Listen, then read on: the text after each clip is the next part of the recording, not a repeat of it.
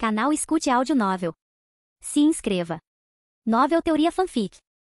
Fanfic Harry Potter, A Sombra de um Legado, Parte 11, Capítulo 91. As semanas que antecederam a primeira tarefa foram repletas de uma expectativa tensa, que envolveu toda a escola. Os campeões foram dispensados das provas, fato que Rony lamentou em voz alta, e foram vistos encolhidos nos cantos, debruçados sobre livros e praticando feitiços. Harry, no entanto, estava em um estado de pânico silencioso. Ele sabia, graças a uma dica à meia-noite de um Hagrid tomado pela culpa, o que os outros campeões não sabiam. A primeira tarefa eram dragões. Certa noite, parecendo pálido e profundamente estressado, ele encontrou Ariana, Hermione e Daphne em seu nicho habitual na biblioteca. São dragões, sussurrou ele, com a voz carregada de medo. A primeira tarefa. Eu os vi com o Hagrid, 4 deles. Um verde galês, um focinho curto sueco, um bola de fogo chinês e um rabo-córneo húngaro. Eles estão trazendo todos para a gente lutar. Hermione e Daphne ofegaram, seus rostos empalidecendo. A ideia de colocar uma garota de 14 anos contra uma mãe dragão adulta e em fase de nidificação não era apenas perigosa, era bárbara. Ariana, no entanto, não pareceu surpresa. Simplesmente fechou o livro que estava lendo, marcou a página e dedicou a Harry toda a sua atenção analítica. Um rabo-córneo húngaro refletiu ela baixinho. O mais agressivo e perigoso de todas as raças. É claro que eles vão atribuir esse a você. Ela suspirou, um som suave e cansado. Os organizadores deste torneio parecem ter um talento para a crueldade previsível e teatral. O que eu vou fazer? Perguntou Harry com a voz desesperada. Não consigo lutar contra um dragão. Não, você não pode, concordou Ariana calmamente. Um confronto mágico direto seria suicídio. Seu objetivo não é derrotar o dragão. Lembre-se de nossas conversas. Seu objetivo é recuperar o item, provavelmente o ovo de ouro que ele guarda. Isto não é uma batalha, é um assalto. Portanto, não o abordaremos com força bruta. Abordaremos como um problema tático a ser resolvido com suas habilidades específicas e estabelecidas. Ela se inclinou para a frente, seus olhos azuis violeta afiados e focados. Harry, esqueça o que você não consegue fazer. Diga-me, qual é a sua maior e comprovada habilidade? Harry a encarou confuso com a pergunta. Eu não sei. Acho que sou bom em defesa. Não, corrigiu Ariana gentilmente. Sua maior habilidade. Os dados são inequívocos. Você é, por uma margem significativa, o voador mais naturalmente talentoso desta escola. Você também demonstrou aptidão para um único feitiço específico, aquele que você usou para roubar os biscoitos da mesa de alguém uma vez.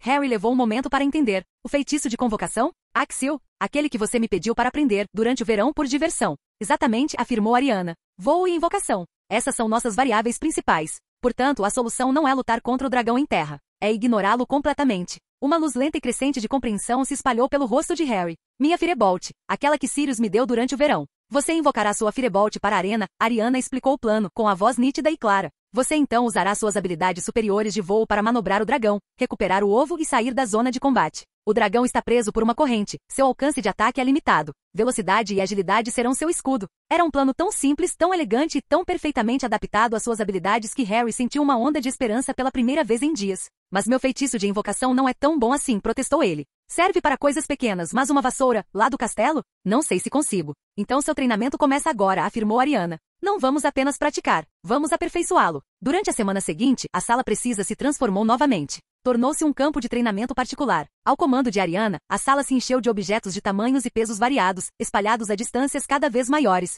Seus métodos de treinamento eram rigorosos e lógicos.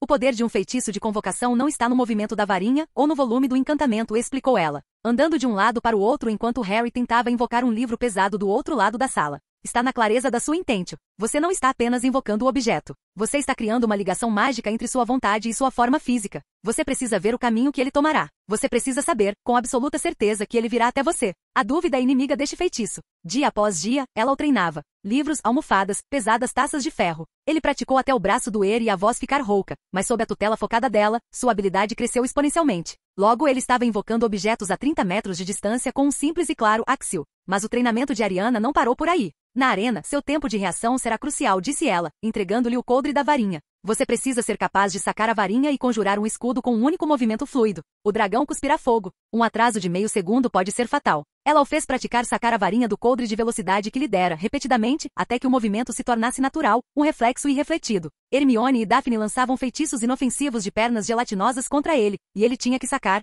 proteger-se com um protego e retaliar antes que o feitiço o atingisse. Você também precisará de feitiços de distração e de ambiente, continuou Ariana, expandindo seu regime de treinamento. A arena é rocha e poeira. Use-a. Ela lhe ensinou o feitiço Nebulus para criar bolsões de névoa espessa e desorientadora. Ensinou-lhe feitiços de desorientação que podiam ser mirados no chão perto do dragão para criar clarões de luz e sons concussivos. Não mire no dragão. Você só o irritará. Afetará seu ambiente. Controle o campo de batalha. No dia da primeira tarefa, Harry estava transformado. Ele ainda estava apavorado, mas não era mais o medo impotente e apavorante de um cordeiro indo para o matadouro. Era o medo concentrado e cheio de adrenalina de um guerreiro treinado entrando na arena. Ele tinha um plano. Ele tinha as habilidades. Ele tinha uma chance. Enquanto caminhava em direção à tenda dos campeões, seus amigos lhe deram uma última palavra de encorajamento. Você consegue, Harry, disse Hermione, com a voz cheia de uma confiança nervosa. Mostre a eles o que um grifinório pode fazer, acrescentou Daphne com um sorriso raro e encorajador. Ariana simplesmente o encarou calma e firme. Você tem os dados. Você tem o treinamento. Execute o protocolo. Ele assentiu, respirou fundo e entrou na tenda com a mão apoiada na varinha. Pronto.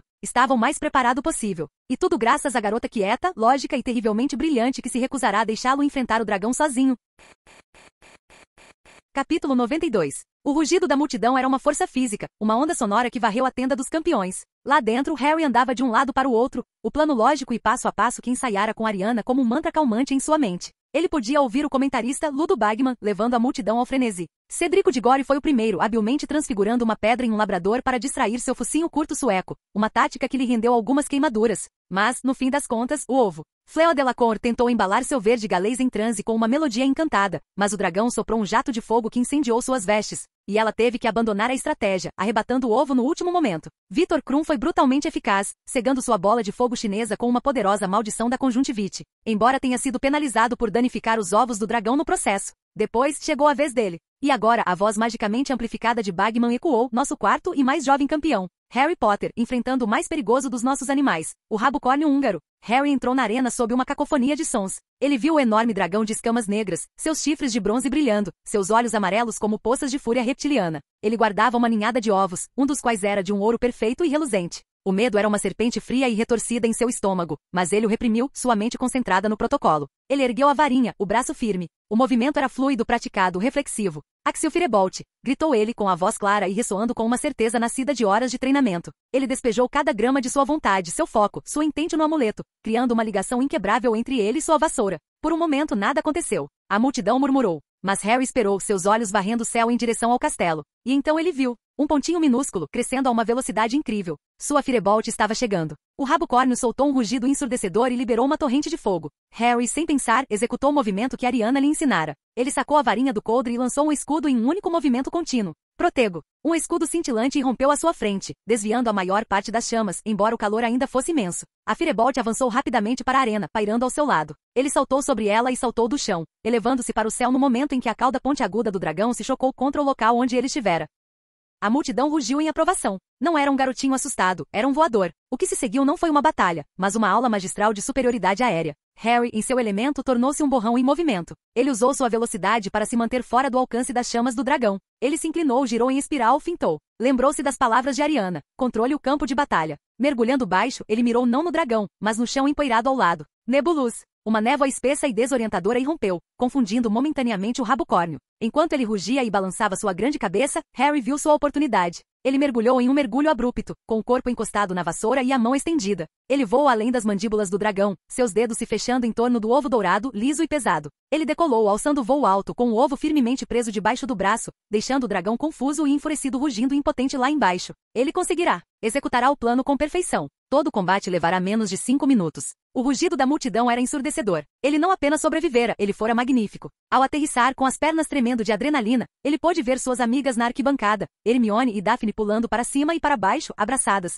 E um pouco afastada delas, Ariana, que apenas lhe deu um único aceno de aprovação. Foi o maior elogio que ele poderia ter pedido. Ele recebeu notas altas dos jurados, mesmo Karkaroff lhe dando uma nota relutantemente decente. O alívio e a euforia que sentiu eram inebriantes. Naquela noite, o salão comunal da Grifinória era um cenário de celebração desenfreada. A festa durou horas. Harry era o herói do momento, erguido nos ombros, sua história sendo repetida sem parar. Em meio a tudo isso, ele notou Rony parado em um canto, de braços cruzados, com uma expressão amarga e ressentida no rosto. Mais tarde, quando a festa finalmente acabou, Harry, exausto, mas feliz, viu Rony subindo para o dormitório. Ele o seguiu, na esperança de que seu sucesso finalmente tivesse quebrado a inveja teimosa do amigo. Você viu? Perguntou Harry com um tom de orgulho na voz. O plano funcionou perfeitamente. Rony se virou, e seu rosto não era de orgulho, mas de profundo e amargo ressentimento. Ah, o plano, zombou ele. Você quer dizer o plano dela? O pequeno prodígio de Dumbledore. Claro que funcionou. Ela provavelmente poderia ter simplesmente entrado lá e colocado o dragão para dormir, entediando-o com lógica. Qual é o seu problema, Rony? Harry retrucou, seu bom humor evaporando. Nós vencemos.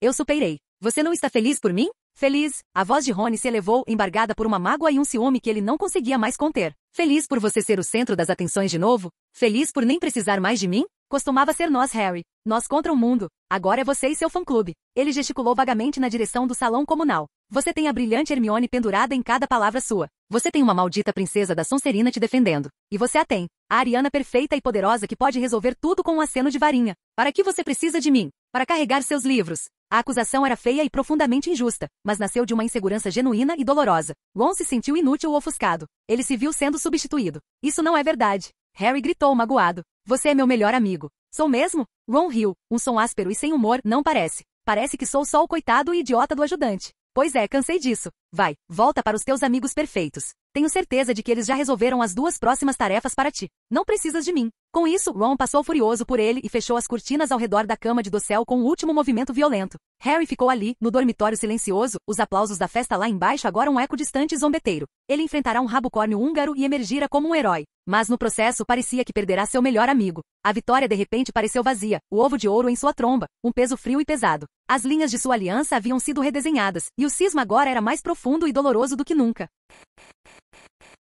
Capítulo 93. Os dias que se seguiram à primeira tarefa se estabeleceram em uma nova e estranha normalidade. O ciúme de Rony havia se solidificado em um silêncio taciturno e teimoso. Ele e Harry se comunicavam apenas quando absolutamente necessário, suas interações eram curtas e formais. O espaço entre suas camas no dormitório parecia um abismo vasto e gelado. Rony ignorou Hermione e Daphne de propósito e tratou Ariana com uma deferência ressentida, incapaz de ser abertamente hostil à garota que agora era amplamente considerada uma heroína da escola, mas deixando claro seu descontentamento em sua evitação. A atmosfera era uma tensão constante e leve para todo o grupo. Harry, embora externamente celebrado, sentia profundamente a perda do primeiro amigo. Dedicou-se aos estudos com um fervor renovado, passando a maior parte do tempo com Ariana, Hermione e Daphne na biblioteca ou na sala precisa. O foco calmo e lógico delas era um bálsamo para suas emoções turbulentas. Percebendo a tensão, Ariana tomou uma decisão estratégica. Ela reduziu temporariamente seus projetos de pesquisa mais intensos. Um período de consolidação social e emocional é necessário, explicou ela a Hermione e Daphne. Nosso principal recurso, Harry, está passando por um sofrimento emocional significativo.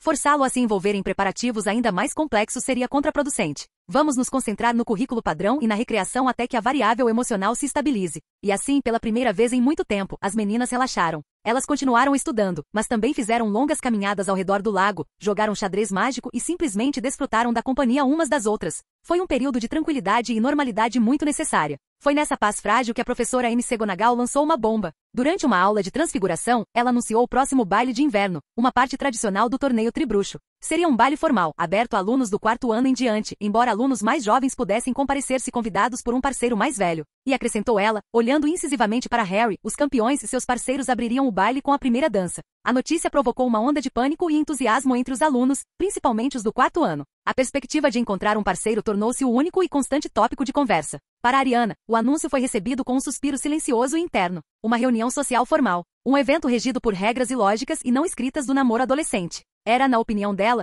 uma perspectiva muito mais aterrorizante do que enfrentar um dragão. Seu status, no entanto, a tornou um alvo imediato e prioritário. Poucas horas após o anúncio, ela se viu no centro de uma tempestade de convites esperançosos. Um sincero Cedrico de Gory a convidou na biblioteca, com seu belo rosto transbordando de uma sinceridade esperançosa. Ela recusou educadamente, afirmando que tinha outros planos. Um grupo de garotos corpulentos de Durmstrang, incluindo um amigo surpreendentemente perturbado de Victor Krum, tentou convidá-la no saguão de entrada. Ela os dispensou com um olhar tão calmamente desdenhoso que eles recuaram, confusos. Até mesmo alguns corajosos alunos da Grifinória e da Corvinal do 7º ano tentaram convidá-la para sair, apenas para serem recebidos com um educado, mas inabalavelmente firme. Obrigada pela oferta, mas não estou disponível. Suas repetidas recusas só alimentavam as fofocas. Com quem a brilhante e linda Ariana Dumbledore estaria saindo? A especulação era constante. Certa noite, Harry a encontrou sozinha no canto de sempre da sala comunal. Ele parecia mais nervoso do que antes de enfrentar o rabocórnio. Ariana, ele começou arrastando os pés. Sim, Harry, ela disse, levantando os olhos do livro. Eu estava pensando. Sobre o baile de inverno, gaguejou ele.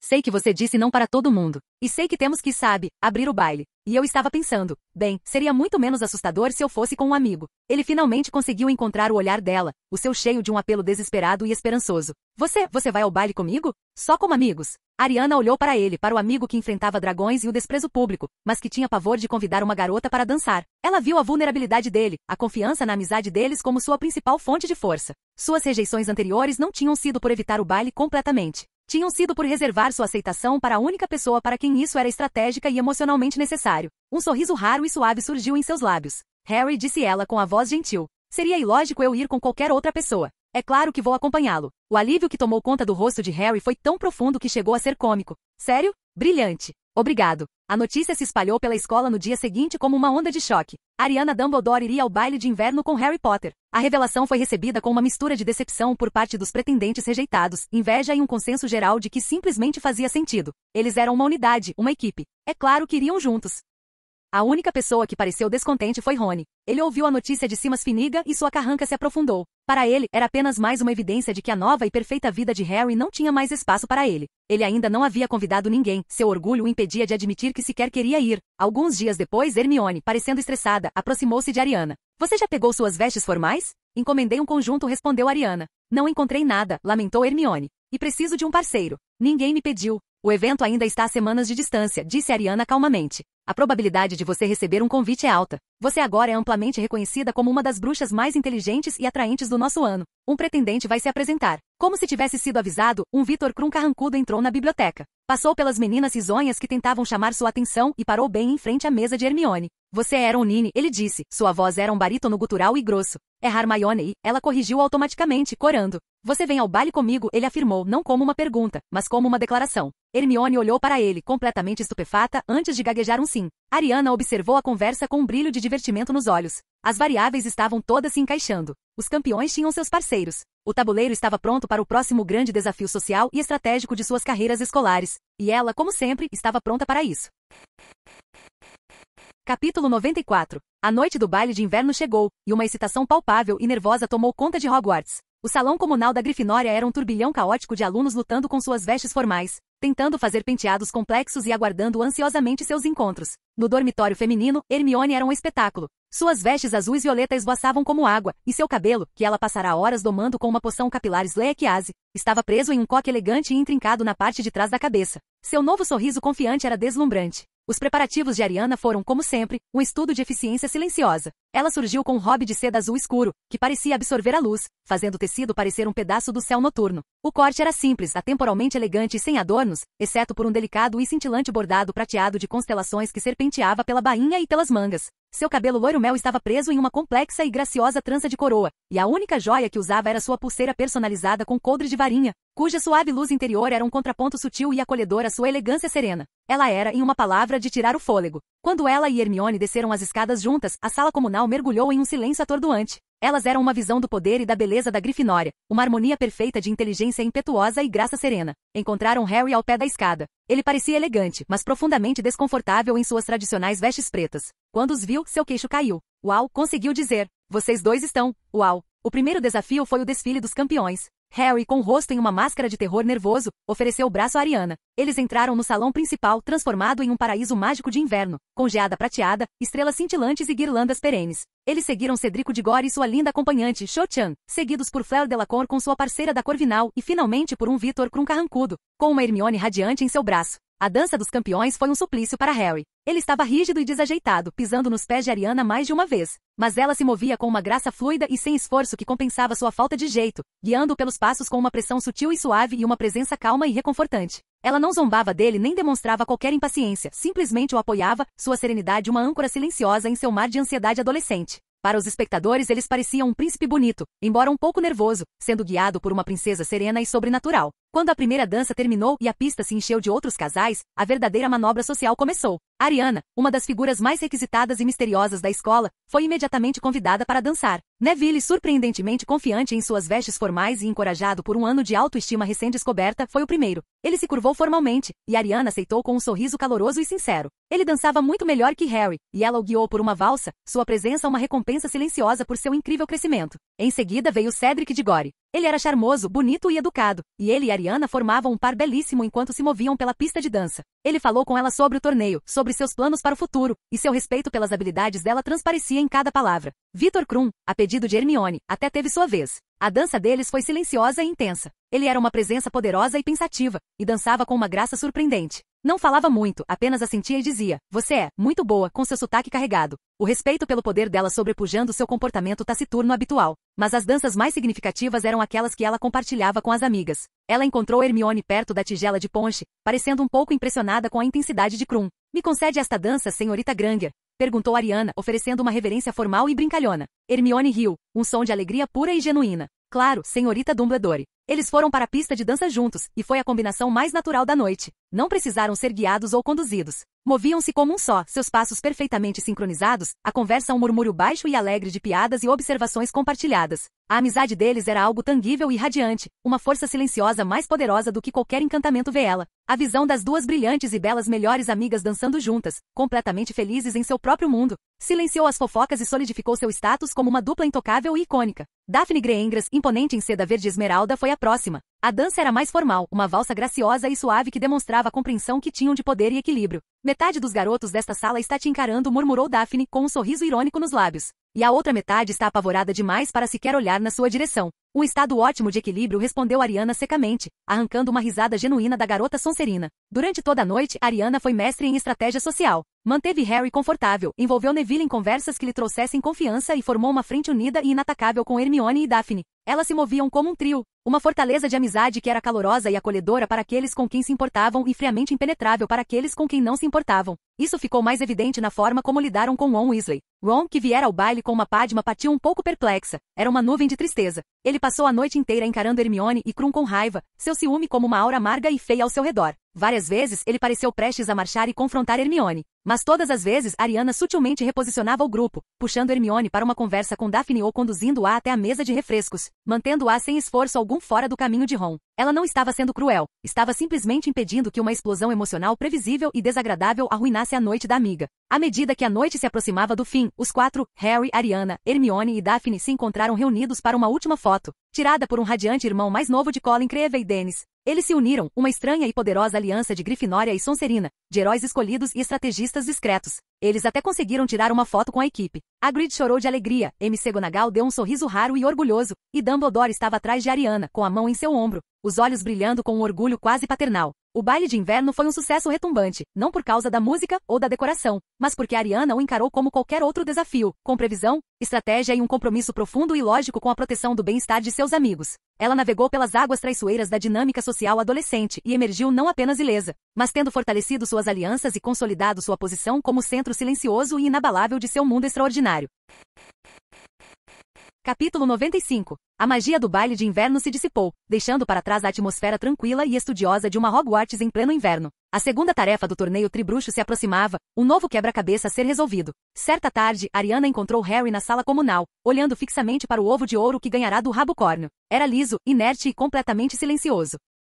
Ele fica parado ali, disse Harry, frustrado, depois de tentar todos os feitiços de abertura que conseguia imaginar. Não abre. Ariana sentou-se à sua frente com um olhar analítico. Ela não tocou no ovo, mas conseguia sentir a magia complexa, com aspectos aquáticos, entrelaçada em sua casca dourada. Você está abordando isso como um cofre, disse ela calmamente. Esse é o paradigma errado. Os organizadores deste torneio favorecem a teatralidade. A pista provavelmente não está no ovo, mas sim no ovo. É uma mensagem que precisa do meio correto para ser ouvida. O médium, perguntou Harry, confuso. Você o recuperou de uma mãe em nidificação. A preparação da segunda tarefa está sendo feita no lago, afirmou ela, expondo as variáveis. O elemento de conexão é a água. A magia do ovo parece fluídica, auditiva. A conclusão lógica é que você deve submergir o ovo na água para ouvir sua mensagem. A solução era tão simples, tão elegante, que Harry se sentiu um tolo por não ter visto pessoalmente. O lago, ou acho que um banheiro serve, exclamou. Será que eu tomo banho com ele? Uma sugestão sensata, confirmou Ariana com um aceno de cabeça. O ambiente é seguro e fornece o meio necessário. Sugiro que você siga essa linha de investigação. Com o problema imediato de Harry definido em um caminho lógico, Ariana voltou seu intelecto formidável para seus próprios projetos, muito mais perigosos. A pesquisa sobre Maledictus e licantropia havia chegado a uma conclusão estável e bem-sucedida por enquanto. Os artigos foram publicados, as pulseiras estavam em produção e as famílias Greengrass e Lupin iniciavam suas longas e lentas jornadas rumo a um novo tipo de normalidade. Esses projetos visavam curar os outros. O projeto final foi sobre confrontar o mal. Era a hora de lidar com o medalhão. Esta foi uma tarefa que ela empreendeu em absoluta solidão. Ela não envolveu Hermione ou Daphne. O trabalho delas nas maldições anteriores havia sido uma colaboração, mas esta era diferente. Não se tratava de uma doença ou de uma falha hereditária. Era um ato deliberado de mutilação da alma realizado pelo bruxo das trevas mais poderoso da história. Envolver seus amigos seria expor desnecessariamente suas mentes à sua influência corruptora e sussurrante. Esta era uma batalha que ela tinha que travar sozinha. Na configuração mais profunda e segura da sala precisa, ela começou seu trabalho. A sala se transformou, à sua vontade, em uma câmara branca e estéril. mais parecida com um laboratório de alta tecnologia de sua vida passada do que com uma oficina mágica. No centro, sobre um pedestal de mármore puro e não condutor, estava o medalhão de Sonserina. Ela passou dias, depois semanas, simplesmente observando-o.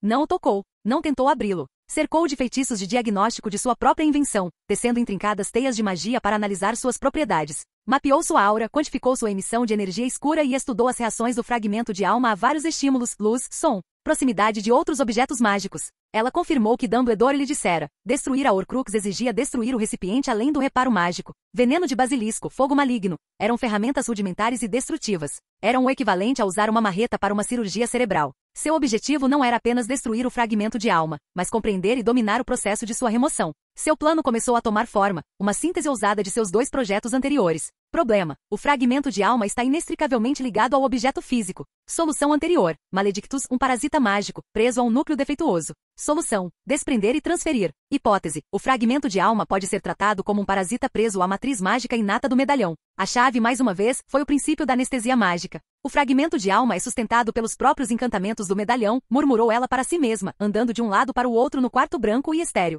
Ele se integrou, criando um vínculo simbiótico. Se eu atacar o medalhão, o fragmento de alma o defenderá. Se eu atacar o fragmento de alma, os poderosos encantos de preservação do medalhão o protegerão. Ela precisava romper esse vínculo. Seu plano era audacioso. Ela usaria uma versão modificada e muito mais poderosa da poção anestésica que havia desenvolvido para a história. Ela não a administraria a uma pessoa, mas ao próprio medalhão, forçando os antigos e poderosos encantamentos do objeto a um estado de dormência temporária. Se eu conseguir adormecê-lo, ela raciocinou, posso quebrar momentaneamente o elo entre o objeto e o fragmento de alma. Por um instante, a Horcrux ficará exposta. Um parasita sem hospedeiro. O próximo passo era a transferência. Ela não podia simplesmente retirar o fragmento de alma. Ele provavelmente se dissiparia ou tentaria se agarrar ao ser vivo mais próximo e ela precisava de um novo receptáculo. Uma prisão mágica. A sala precisa fornecer os materiais. Ela projetou uma pequena esfera oca feita de obsidiana magicamente inerte. Passou uma semana esculpindo-a meticulosamente por dentro e por fora com uma nova matriz rúnica, uma combinação de runas de contenção, runas de sifonagem e runas de silêncio mágico perpétuo. Ela foi projetada para ser um vácuo mágico perfeito, um espaço com um núcleo vazio e à espera, irresistível para um pedaço de alma desencarnado e faminto. O procedimento final seria uma sequência de magia pura e de alto nível. Administre a poção anestésica ao medalhão, colocando seus encantamentos inatos em um estado dormente. Na breve janela criada, use um feitiço de sifonagem rúnica modificado, ativado por sua própria vontade, para criar um canal de energia entre o medalhão e a esfera de obsidiana. Atraia o fragmento de alma desgarrado pelo canal e para o vácuo preparado da esfera. Ative as runas de selamento finais e permanentes na esfera, aprisionando o fragmento de alma em seu interior, isolado de qualquer recipiente físico que possa corromper. O resultado, se ela tivesse sucesso, seria duplo. O medalhão da Sonserina seria purificado, seu passageiro sombrio seria removido, deixando o artefato histórico intacto. E ela teria um pedaço isolado e contido da alma de Voldemort para estudar em segurança, uma Horcrux em um jarro. Era um plano de risco incrível e genialidade incomparável. À medida que a data da segunda tarefa se aproximava, Ariana estava diante do pedestal em seu laboratório secreto. De um lado jazia o medalhão frio e dourado. Do outro, a esfera negra polida e vazia. Em sua mão, um frasco de um anestésico cintilante e poderoso. O tempo da teoria havia acabado. Era hora de realizar uma cirurgia em uma alma. E desta vez, sua magia estava totalmente reabastecida e pronta para enfrentá-la. Canal Escute Áudio Novel. Capítulo 96. O dia do procedimento foi escolhido com meticuloso cuidado. Era o dia da segunda tarefa, um momento em que toda a atenção do castelo, dos alunos aos professores e aos próprios fantasmas, estaria voltada para o grande lago. Ninguém vagaria pelo corredor do 7º andar. A energia mágica ambiente do castelo seria distraída. Era o momento perfeito para uma operação secreta e perigosa. Ariana entrou na sala precisa que se fechou atrás dela, tornando-se um santuário branco e estéril, isolado do resto da realidade. No pedestal de mármore no centro da sala, o medalhão e a esfera de obsidiana aguardavam. Ela não começou imediatamente. Por uma hora inteira, sentou-se em estado meditativo, acalmando a mente, concentrando a vontade e expandindo os sentidos. Não era uma tarefa para ser apressada. Primeiro, ela estabeleceu suas defesas. Ela não conjurou um simples protego. Em vez disso, ela falou com a própria sala, sua vontade se fundindo com sua magia ancestral, poderosa e consciente. Preciso de um escudo conceitual multicamadas entre mim e o alvo, ordenou ela suavemente. O escudo será permeável à minha própria magia, mas impermeável a quaisquer emanações psíquicas, emocionais ou anímicas do artefato. Filtre toda a intenção hostil. O próprio ar na sala tremeluzia. Uma barreira invisível, porém imensamente poderosa, de pura magia conceitual formou-se ao redor do pedestal. Uma parede unidirecional criada pelo poder inato da própria sala. Ela agora estava isolada, uma cirurgiã protegida pelo mais alto grau de contenção mágica. Em seguida, ela se aproximou do pedestal. Não tocou no medalhão. Usando telecinese precisa e sem varinha, ela levitou o frasco de poção anestésica. A poção era uma variante mais potente da usada em Astoria, projetada para afetar objetos encantados inanimados em vez de núcleos mágicos vivos. Com um comando mental gentil, ela abriu o frasco e lenta e cuidadosamente pingou o líquido cintilante no medalhão dourado. A poção não rolou. Foi absorvida instantaneamente pelo metal, que pareceu suspirar enquanto seus antigos encantamentos protetores eram induzidos a um estado de sono profundo e temporário. A aura fria e malévola que emanava do medalhão tremeluziu e se apagou, sua conexão com o recipiente hospedeiro enfraqueceu. Agora vinha o passo mais crítico. O medalhão era famoso por resistir a todas as tentativas de abri-lo. Mas Ariana sabia que não era uma fechadura física, era uma fechadura de vontade, ligada à alma de seu criador. Ela concentrou sua habilidade de língua de cobra, não como um grito, mas como um comando mental silencioso e insistente, uma lasca de pensamento serpentino apontada diretamente para a trava agora vulnerável. Abra, ela ordenou na língua da Sonserina. Ouviu-se um clique metálico suave. O medalhão se abriu. Lá dentro, duas janelas de vidro se revelavam, mas em vez de retratos, elas continham uma névoa escura, vibrante e turbilhonante. Da névoa, uma voz começou a sussurrar em sua mente, uma voz de um veneno doce e venenoso, a voz do jovem e carismático Tom Riddle. Eu vejo você, bruxinha, tão poderosa, tão sozinha. Você não precisa desses amigos inferiores. Eu posso te dar um conhecimento que eles nem sonham. Nós podemos ser grandes juntos. Mas a voz era fraca, desorientada. Sua conexão com o medalhão foi cortada, e seus sussurros atingiram o escudo conceitual da sala e se dissolveram inofensivamente. Era um predador cujas presas não conseguiam encontrar abrigo. Sua oferta é ilógica, declarou Ariana em voz alta com a voz calma e clara no quarto estéreo. Você não oferece nada que eu não possa alcançar sozinha, e o custo da sua companhia é a perda da minha autossuficiência. É uma péssima transação. Ignorando os sussurros de pânico e raiva que agora preenchiam sua mente, ela iniciou a transferência. Apontou sua varinha de ancião para o medalhão aberto. No chão, ela já havia inscrito um pequeno canal rúnico temporário conectando o pedestal que segurava o medalhão a outro pedestal que continha a esfera de obsidiana. E se lhe um animai, ela entoou, o feitiço uma peça complexa de sua própria criação, embora derivada da biblioteca Flamel, significando exílio da alma. Um raio de energia pura, branca e penetrante disparou de sua varinha e atingiu a névoa escura e rodopiante dentro do medalhão. A névoa guinchou, um grito silencioso e psíquico de fúria e terror. O fragmento de alma reagiu, mas estava descontrolado, um parasita sem hospedeiro, e não era páreo para a vontade concentrada e absoluta por trás do feitiço de Ariana. A névoa escura foi puxada do medalhão, estendendo-se em uma gavinha gritante e sombria. Foi arrastada ao longo do caminho rúnico brilhante no chão, inexoravelmente puxada em direção à esfera de obsidiana, que agora pulsava com uma escuridão convidativa e vazia. O fragmento de alma, desesperado por qualquer receptáculo, qualquer âncora, irrompeu na esfera. No momento em que o último resquício de escuridão entrou na prisão de obsidiana, Ariana agiu. Claustrum aeternum. O comando final, o selo eterno. As runas intrincadas que ela havia esculpido na esfera brilharam com uma luz prateada e brilhante. Elas se ativaram, dobrando-se sobre si mesmas, criando uma prisão permanente, inescapável e magicamente silenciosa. A escuridão pulsante dentro da esfera foi instantaneamente apagada, contida e isolada do mundo exterior. Estava feito. Um silêncio profundo preencheu a sala. A aura fria e opressiva havia desaparecido. Ela levitou o medalhão, agora fechado, e lançou uma dúzia de feitiços de diagnóstico sobre ele. A magia negra havia desaparecido. A influência corruptora havia desaparecido. Ainda era um artefato inestimável e poderosamente encantado, mas agora estava limpo. Era apenas um medalhão. Ela então se aproximou da esfera de obsidiana. Era fria ao toque, inerte. O pedaço da alma de Voldemort estava preso ali dentro, um espécime impotente em um jarro. Ela agora podia estudá-la à vontade, aprender os segredos de sua criação e destruição, sem nenhum risco para si mesma ou para os outros. Ela havia feito o impossível. Realizou uma horcruxectomia com sucesso. Com um suspiro profundo e satisfeito, Ariana dissolveu o escudo conceitual e ordenou que a sala retornasse ao seu estado de biblioteca particular. Ela colocou o medalhão purificado e a horcruxesfera contida em caixas separadas e protegidas. Ao sair da sala precisa e retornar ao corredor normal do castelo, ela pôde ouvir o rugido distante e abafado da multidão vinda do grande lago.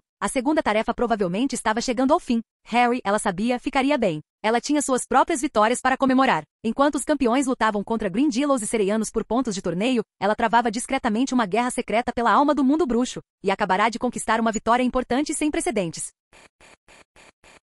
Capítulo 97. Ariana emergiu do corredor do 7º andar e entrou em um castelo vibrante com a energia da segunda tarefa. Os alunos voltavam correndo do lago, suas vozes um coro caótico de conversas animadas, debatendo quem havia terminado primeiro e quais criaturas mágicas haviam sido vistas. O ar estava carregado com o cheiro de capas úmidas e água do lago. Ela caminhou calmamente por entre a multidão, sua mente ainda ressoando com a profunda e silenciosa batalha que acabará de vencer. A conversa sobre feitiços usados para respirar debaixo d'água parecia trivial, quase infantil, comparada à cirurgia da alma que ela acabará de realizar. Ela encontrou Daphne e Tracy cercadas por uma multidão de alunos da Grifinória e da Sonserina, todos falando ao mesmo tempo. Ariana, você perdeu, disse Daphne com os olhos brilhando de entusiasmo. Foi incrível. Fleur foi atacada por Grindylows e teve que se retirar. Cedric usou um feitiço cabeça de bolha perfeito. Krum se transfigurou parcialmente, pelo menos, em um tubarão. E Harry? Trace interrompeu. Ele usou Guelricho. Ele terminou em último porque estava tentando salvar todos os outros reféns, não só o seu. Os juízes lhe deram pontos extras por fibra moral. Foi então que Hermione e Harry chegaram, enrolados em toalhas grossas e fofas fornecidas pela Madame Pomfrey, com os cabelos ainda úmidos. Harry tremia, mas sorria, um herói novamente. Hermione, no entanto, parecia um pouco perturbada e evitava o olhar de Ariana. Uma estratégia sensata, comentou Ariana, acenando para Harry. Usar uma planta mágica existente é mais eficiente do que uma transfiguração complexa. Sua demonstração de preocupação moral foi ilógica do ponto de vista competitivo, mas admirável do ponto de vista do caráter. Harry sorriu com um elogio. Ariana então voltou seu olhar calmo e analítico para Hermione. E quem era seu refém, Harry? Perguntou ela, embora já suspeitasse da resposta.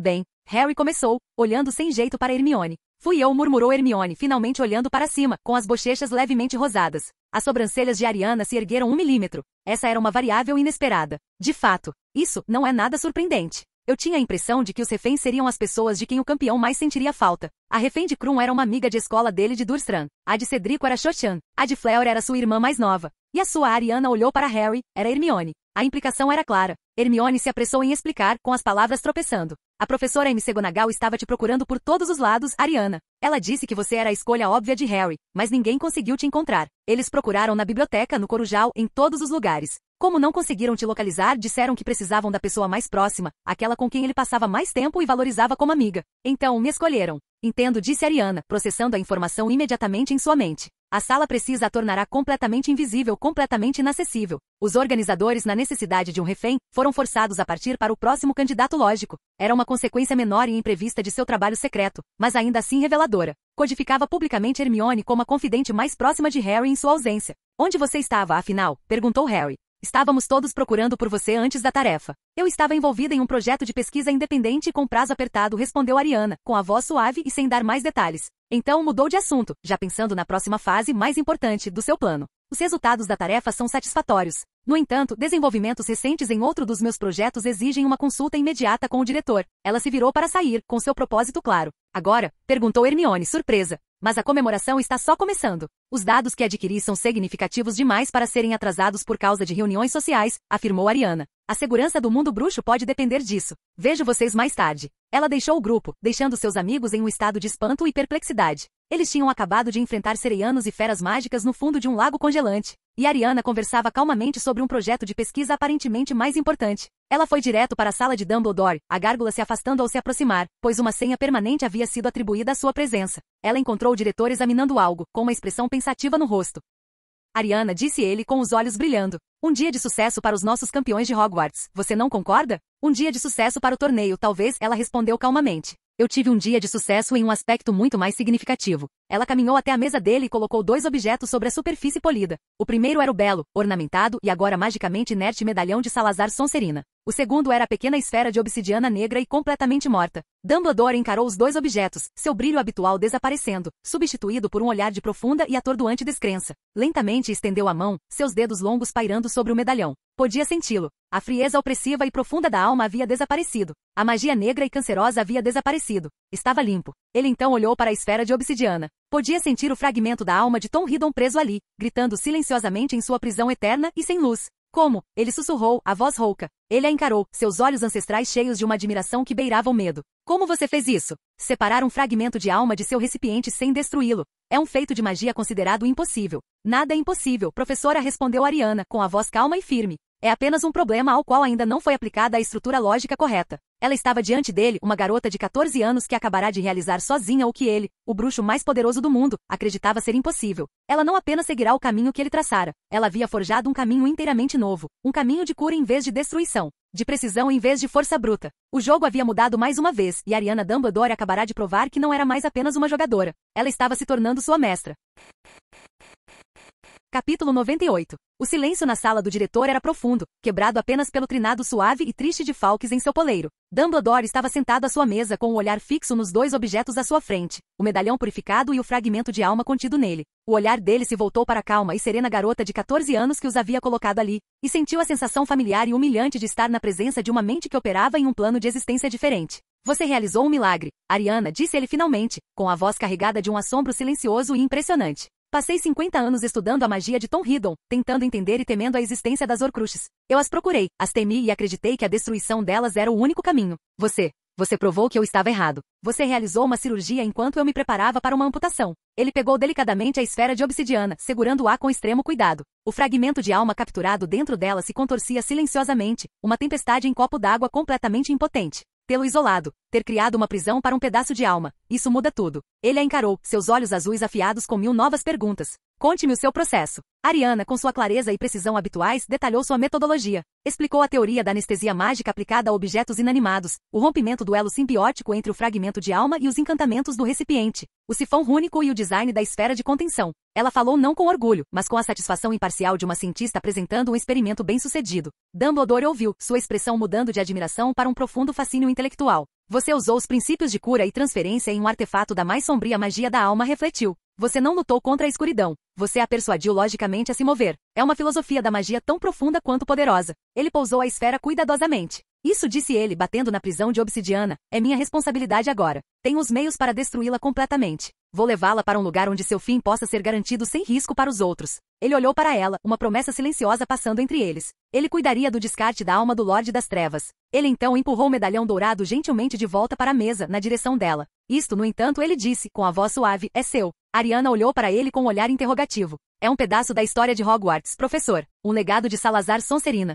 Certamente pertence ao castelo. Era um legado da Sonserina, corrigiu Dumbledore gentilmente. Depois, tornou-se um receptáculo para o mal de Tom Riddle. Agora é outra coisa. É um símbolo da sua vitória. Um testamento para um novo tipo de magia. Ele se inclinou para a frente, sua expressão tornando-se séria e estratégica. Mas há uma razão mais prática. Você está certo de que é um artefato inestimável. Se ele reaparecesse de repente no mundo limpo e inteiro, perguntas seriam feitas. Sussurros começariam. A comunidade histórica mágica ficaria em alvoroço. E esses sussurros eventualmente chegariam aos ouvidos daqueles que ainda são leais a Voldemort. Ele encontrou o olhar dela com a intenção clara. E eventualmente, eles chegariam ao próprio Voldemort. Se ele descobrisse que o medalhão de Slytherin havia sido encontrado e mais assustadoramente purificado, saberia, com absoluta certeza, que seu segredo foi descoberto. Ele saberia que suas Horcruxes estão sendo caçadas. Ele imediatamente tomaria medidas para proteger os outros, para escondê-los em lugares que nem eu conseguiria encontrar. Ele seria alertado, e nossa maior vantagem, sua arrogância e sua crença na segurança absoluta de sua imortalidade, estaria perdida. Ariana compreendeu imediatamente a implicação estratégica.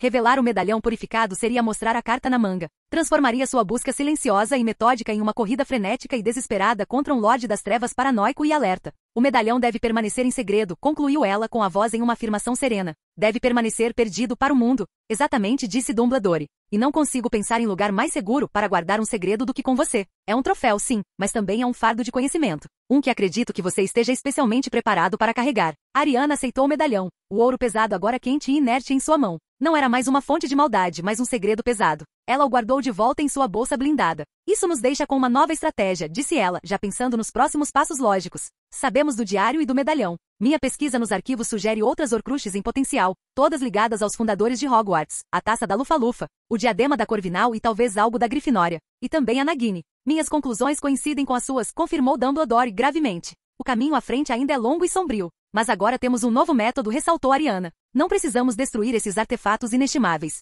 Precisamos apenas encontrá-los e realizar a mesma cirurgia. Podemos neutralizar sua imortalidade sem apagar nossa própria história. Uma expressão de profunda esperança surgiu no rosto de Dumbledore. Durante décadas, ele acreditara que derrotar Voldemort exigiria a destruição de alguns dos maiores tesouros do mundo bruxo. Ariana acabará de lhe dar uma maneira de vencer a guerra e ao mesmo tempo preservar sua herança. Você nos deu um novo caminho, Ariana, disse ele, com a voz carregada de uma emoção que ia além da simples gratidão. Um caminho melhor. Ele se levantou e foi até a janela, observando os jardins escuros de Hogwarts. O torneio tribruxo, as pequenas rivalidades escolares, as manobras políticas do ministério, tudo parecia tão pequeno, tão insignificante, comparado à guerra secreta que estava sendo planejada naquela mesma sala. O jogo continua o mesmo, disse Dumbledore, mais para si mesmo do que para ela. Ele tentará retornar. Ele usará Harry para isso. Devemos permitir que os eventos se desenrolem até certo ponto. Mas agora temos uma vantagem oculta que ele jamais poderá prever. Ele se virou para ela com um brilho novo e feroz nos olhos. Você continuará seu trabalho em segredo. Você continuará apoiando o Harry neste torneio. E eu começarei a busca pelas peças restantes.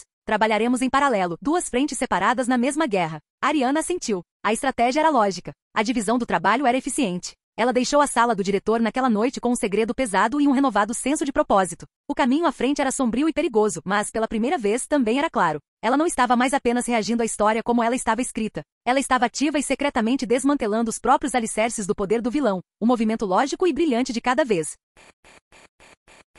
Capítulo 99. Retornando à sala comunal da Grifinória, Ariana ignorou a alegre e barulhenta comemoração do sucesso de Harry na segunda tarefa. Ela precisava de silêncio. Precisava pensar. Dirigiu-se ao Corujal, o ar fresco da noite um bálsamo bem-vindo após a intensidade do encontro com Dumbledore.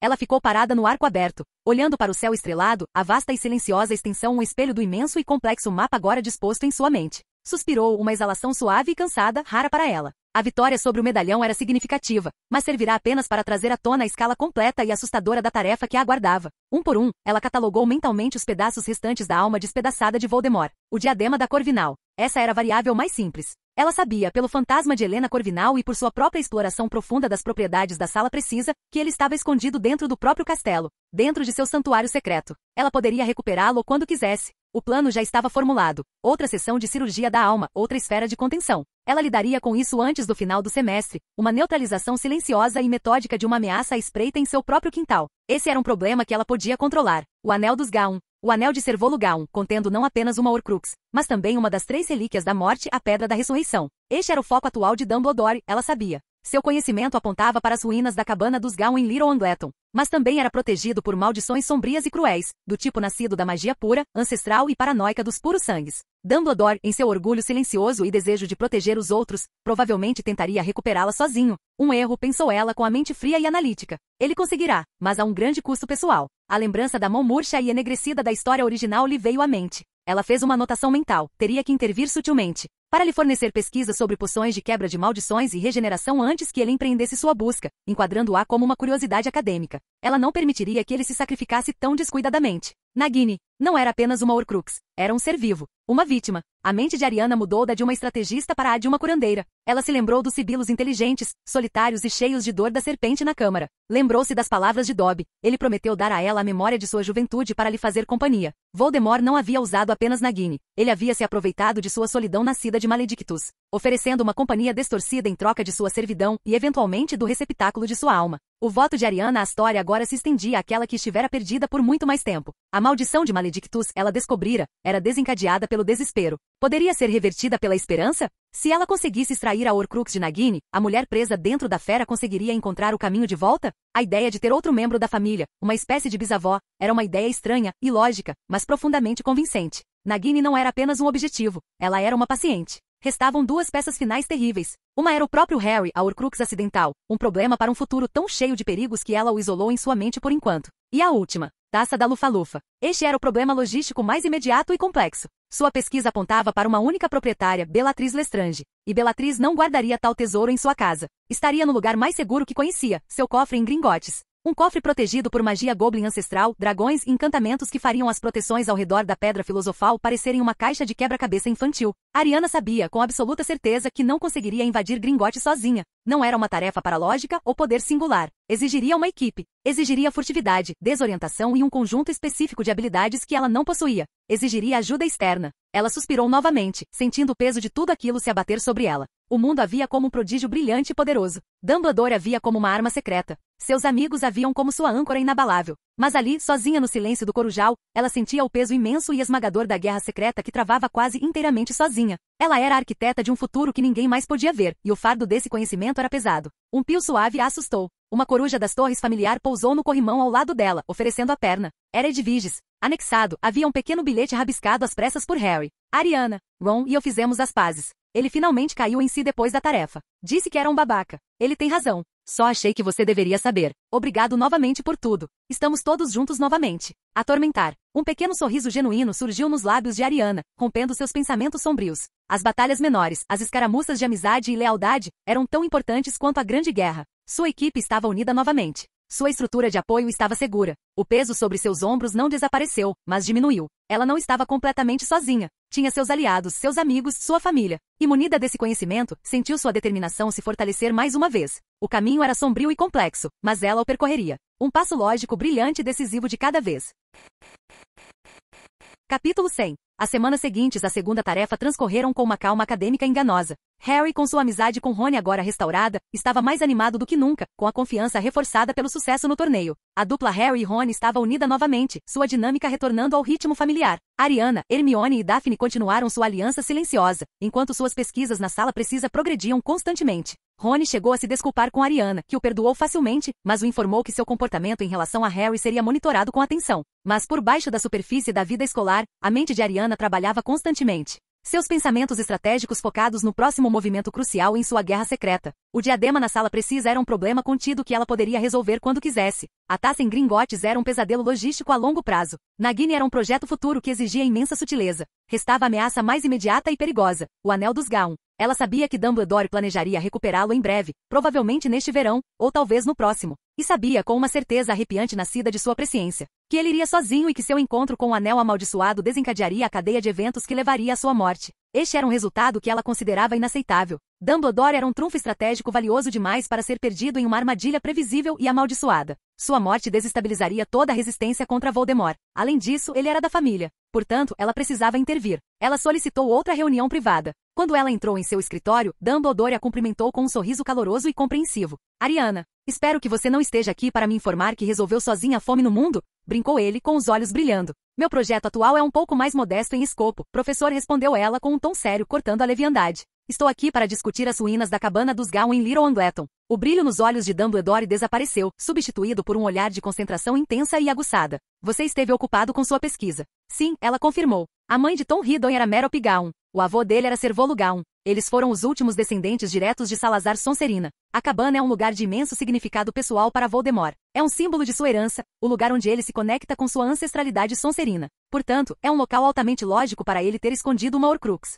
Dumbledore não confirmou nem negou, mas a expressão severa em seu maxilar lhe disse que ela estava certa. Você está planejando ir para lá sozinho, não é? Ela afirmou, não como uma pergunta, mas como um fato. Ele suspirou um som profundo e cansado. É uma tarefa de grande escuridão, minha querida. Não é para um aluno, por mais talentoso que seja. Essa é uma avaliação emocional, não estratégica, rebateu Ariana friamente. O Anel Gaun será protegido não apenas pela própria Horcrux, mas por camadas de maldições antigas e corrosivas, projetadas para matar qualquer um que o toque. Seu plano é recuperar o anel, trazê-lo de volta para cá e tentar destruí-lo com o veneno do basilisco, correto? Esse é o esboço geral, sim, ele admitiu. O plano é falho, disse ela sem rodeios. Você é um mago poderoso, professor, mas não é imune a maldições dessa magnitude. Provavelmente conseguirá recuperar o anel, mas ficará gravemente ferido no processo. Sofrerá um ferimento do qual não se recuperará totalmente. Está sacrificando seu valor estratégico de longo prazo por uma vitória tática de curto prazo. É um uso ineficiente do nosso bem mais valioso, você. Dumbledore a encarou momentaneamente sem palavras. Ela acabará de descrever o cenário exato que ele temia secretamente, mas aceitara como um risco necessário.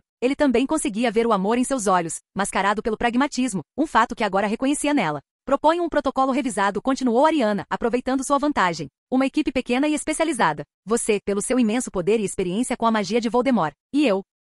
Ariana, eu não posso. E professor Snape, ela concluiu, interrompendo suavemente. Dumbledore piscou. Severo? Por quê? Porque a cabana dos Gaun será protegida não apenas por maldições, mas também por armadilhas psíquicas e emocionais, explicou ela. Ilusões de grandeza, sussurros de desespero, tudo projetado para se alimentar da mente do intruso. O professor Snape é o oculmente mais talentoso deste castelo. Sua mente é uma fortaleza. Ele será nosso escudo contra quaisquer ataques mentais, deixando vocês livres para se concentrarem nas maldições físicas. Sua lógica era, como sempre, impecável. Uma equipe de 3 pessoas, o mestre da magia, o mestre da mente e o mestre da alma. E meu papel? Dumbledore perguntou, sua curiosidade superando seus instintos de proteção. O seu papel e o do professor Snape é neutralizar as defesas externas e proteger o anel, disse Ariana. O meu papel é lidar com a Horcrux em si in situ. Não levaremos o anel amaldiçoado de volta para Hogwarts. O risco de transporte é muito grande. Realizarei o procedimento de transferência de alma no local. Levarei minha esfera de contenção. Neutralizaremos a Horcrux e a maldição na fonte em uma única e eficiente operação. Recuperaremos um artefato histórico purificado e um fragmento de alma contido, sem deixar vestígios de magia negra. A audácia do plano dela era de tirar o fôlego.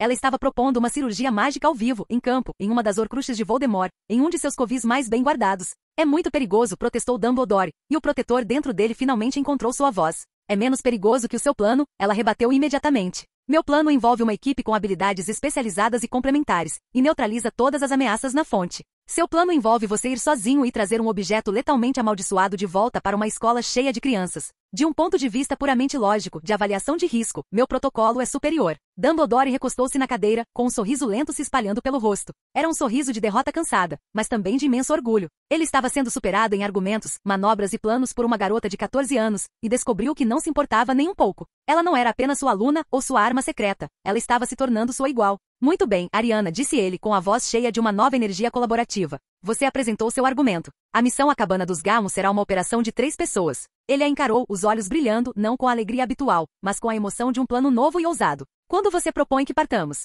Ariana já havia calculado o horário ideal. 2 dias antes da terceira tarefa, respondeu ela. Toda a atenção do mundo bruxo estará voltada para o labirinto de Hogwarts. O ministério estará aqui. A imprensa estará aqui. Ninguém notará a ausência de 2 professores e um aluno quieto por algumas horas. É o disfarce perfeito. O plano estava traçado. Foi um movimento de incrível ousadia, uma manobra secreta em uma guerra que ninguém mais sabia que havia realmente começado. Capítulo 101. A noite estava sem lua nem estrelas, um manto de escuridão perfeito para uma missão secreta. Sob a proteção de um poderoso feitiço de desilusão lançado por Dumbledore, os 3, Dumbledore, Snape e Ariana, aparataram com um leve estalo até a beira da viela abandonada e coberta de mato que levava à cabana dos Gaumont. O ar estava carregado com o fedor de decadência e abandono. O barraco em si era uma ruína, pouco mais que uma pilha de madeira podre e pedras em ruínas, meio engolido por trepadeiras espinhosas. Mas a magia ao redor era imensamente poderosa, uma teia complexa e em camadas de maldições sombrias e cruéis. As proteções são formidáveis, murmurou Dumbledore, examinando as ruínas com o olhar. Raiva, desespero e dor entrelaçados em potentes proteções. Eu consigo sentir a ressonância psíquica, sibilou Snape, já com a mão na varinha e os escudos de oclumência totalmente ativados. Ela foi projetada para desequilibrar a mente antes mesmo que as maldições atinjam. O professor Snape cuidará das defesas psíquicas, declarou Ariana, com a voz calma e clara, assumindo o controle do protocolo. O professor Dumbledore desmantelará as maldições físicas. Eu permanecerei no perímetro e fornecerei apoio onde for necessário. Prosseguiremos com cautela. Durante a hora seguinte, trabalharam com a eficiência sombria e silenciosa de uma equipe altamente treinada. Snape se movia como uma sombra, sua varinha lançando contra-feitiços silenciosos e intrincados que dissipavam as nuvens de desespero mágico e desviavam os sussurros de loucura que emanavam da cabana. Dumbledore, com o próprio rosto uma máscara de intensa concentração, desfez meticulosamente as maldições físicas, uma a uma proteções que fariam ferver o sangue, feitiços que torciam os ossos, azarações que encheriam os pulmões de pó tumular. Finalmente, o ar se dissipou. A sensação opressiva se dissipou. O caminho para o barraco estava aberto. Lá dentro, a ruína era ainda mais patética. Um único cômodo coberto de detritos de miséria e grandeza desbotada. E ali, escondido sob uma tábua solta do assoalho, em uma pequena caixa de madeira entalhada, estava o anel. Era um anel de ouro simples, feito de forma rudimentar, mas a pedra incrustada nele era um pedaço de rocha preta e irregular, gravada com um símbolo que fazia o ar ao redor parecer frio, a marca triangular das relíquias da morte. No momento em que os olhos de Dumbledore pousaram sobre ela, uma mudança profunda e terrível o atingiu. O sábio e estratégico diretor desapareceu, substituído por um homem consumido por um século de tristeza e arrependimento. Seu rosto, iluminado pela luz de sua varinha, era uma máscara de esperança desesperada e ansiosa. Ele não viu uma Horcrux, nem um objeto amaldiçoado, mas a pedra da ressurreição. A chance de vê-la novamente. De falar com sua irmã, Ariana. De se desculpar. Alvo não. Snape gritou, sentindo a mudança na intenção de Dumbledore. Mas era tarde demais. Dumbledore estendeu a mão para o anel, sua mente completamente consumida pela atração da relíquia. Suas imensas defesas mágicas momentaneamente esquecidas em sua onda de agonia pessoal. Snape reagiu com a velocidade da luz. Impedimenta. Um jato de luz disparou de sua varinha, mas Dumbledore, mesmo em seu estado de luto, ainda era o bruxo mais poderoso vivo. Ele desviou o feitiço com um movimento de pulso desdenhoso, sem tirar os olhos do anel. Você não vai me impedir, Severo, sussurrou ele, com a voz carregada de um desejo desesperado. Ergueu a varinha das varinhas e, com um aceno preguiçoso e poderoso, Snape foi amarrado em cordas grossas e invisíveis e jogado contra a parede oposta da cabana, aterrissando com um baque pesado. Dumbledore voltou-se para o anel com a mão tremendo ao pegá-lo. Ariana estava observando, sua mente processando a falha catastrófica do protocolo. Dumbledore, seu bem mais poderoso, foi comprometido por seu próprio trauma emocional. Snape ficou incapacitado. A missão foi um fracasso, a menos que ela interviesse. Naquela fração de segundo, ela tomou uma decisão. Ela não era uma estudante. Ela não era uma criança. Ela era uma combatente, e seu comandante havia sido comprometido. Ela se moveu, um borrão de graça silenciosa. Professor Dumbledore, disse ela com a voz áspera como gelo. Afaste-se. É uma ordem direta. Ele nem sequer a ouviu. Todo seu ser estava concentrado na pedra. Assim seja, ela sussurrou. Ela não perdeu tempo com um simples feitiço de desarmamento. Sabia que, em seu estado atual, o poder bruto de Dumbledore era imenso demais. Ela precisava dominá-lo completamente, com um único movimento decisivo. Ela ergueu a própria varinha. Uma tempestade de feitiços silenciosos e entrelaçados, uma complexa tapeçaria de feitiços que prendem, atordoam e desarmam. E rompeu dela em uma única e ofuscante torrente de luz branco-prateada. Não era um único feitiço, mas uma dúzia, todos lançados simultaneamente, uma técnica que deveria ser impossível. Dumbledore, assustado, virou-se, erguendo a própria varinha para se defender. Ele enfrentou o ataque dela com um escudo de fogo dourado. As duas forças colidiram no centro da pequena cabana com um rugido ensurdecedor. Por um momento, o velho mestre e o jovem prodígio travaram uma batalha de vontades. Mas Ariana não lutava com emoção. Ela lutava com uma lógica fria, firme e calculada. Ela analisou o escudo dele, encontrou uma fraqueza harmônica em sua frequência mágica e impulsionou seu próprio poder através dela. O escudo dourado se estilhaçou. A torrente prateada atingiu Dumbledore. A varinha das varinhas voou de suas mãos. Cordas invisíveis, idênticas às que prendiam Snape, o envolveram, e um poderoso feitiço atordoante o envolveu, não o suficiente para derrubá-lo, mas o suficiente para quebrar o domínio hipnótico da relíquia sobre sua mente. Ariana sabia que não teria vencido se Dumbledore estivesse lúcido, mas na atual situação comprometida e nebulosa dele, enfrentado por seu ataque completamente focado, sua única chance de vitória era algo que ela havia compreendido. Ele cambaleou para trás, seus olhos clareando, uma expressão de profundo choque e horror crescente em seu rosto quando percebeu o que quase tinha feito. Ariana, com um aceno de varinha, soltou Snape que se levantou com dificuldade, o rosto pálido e sua varinha imediatamente apontada para o agora lúcido, mas profundamente abalado Dumbledore. Professor Snape ordenou Ariana, com a voz firme apesar da adrenalina que a percorria. Mantenha sua varinha apontada para ele. Apenas observe. Não interfira, a menos que ele se mova em direção ao ringue novamente. Snape, pela primeira vez na vida, simplesmente assentiu e obedeceu à ordem de uma garota de 14 anos sem questionar. Ariana voltou sua atenção para o anel. Sem a vontade de Dumbledore mais poderosa, a atração da relíquia estava mais fraca. Ela se ajoelhou, colocando sua esfera de obsidiana preparada ao lado da caixa de madeira. Executou o procedimento agora familiar. A poção anestésica, o comando da língua de cobra para abrir as defesas conceituais da Horcrux. O Icilium Animae para extrair o fragmento sombrio e gritante da alma de Tom Riddle e o último e absoluto Claustrum Aeternum para selá-lo em sua nova prisão. O processo era exaustivo, mas ela trabalhou com uma eficiência sombria e concentrada. Quando terminou, o mal opressivo na sala havia desaparecido. Ela então voltou sua atenção para o próprio anel. A Horcrux havia desaparecido, mas a maldição que Marvolo Lugaun lançara sobre ela permanecia. Usando o conhecimento adquirido na biblioteca do Flamel, ela iniciou uma delicada e intrincada contra-maldição, movendo as mãos em uma dança complexa enquanto tecia fios de magia purificadora, desmantelando a proteção mortal camada por camada. Finalmente ela pegou o anel. Estava quente e inerte. A pedra da ressurreição dentro dele era apenas uma pedra, seu poder adormecido e passivo, sem o desejo ativo de um usuário. Ela se levantou, segurando o anel purificado em uma mão e a esfera de obsidiana contendo o fragmento de alma na outra. Caminhou até Dumbledore, que agora estava sentado no chão, com a cabeça entre as mãos, parecendo mais velho e mais quebrado do que ela jamais o vira. Snape ainda tinha sua varinha apontada para ele. Sua expressão era uma mistura de fúria e uma preocupação estranha e relutante. Ariana entregou os 2 itens ao diretor. As ameaças foram neutralizadas, professor, ela disse, com a voz suavizando, e o comandante foi substituído pelo amigo compassivo. Dumbledore olhou para ela, seus olhos azuis cheios de vergonha e um século de lágrimas não derramadas. Eu sinto muito, Ariana. Eu fui fraco. Você é humano, corrigiu ela gentilmente. A dor é uma força poderosa e ilógica. Você carrega a sua há muito tempo. Ela olhou para o anel na mão dele. A Horcrux se foi. A maldição se foi. É só uma pedra agora. Ela sustentou o olhar dele e lhe deu a única coisa que sabia que sua alma ansiava. Se quiser, professor, disse ela suavemente. Pode falar com sua irmã agora. Ela pode estar ouvindo. Fim do vídeo. Para acesso antecipado à continuação dos vídeos, ou para incentivar o canal, vire membro. Muito obrigado.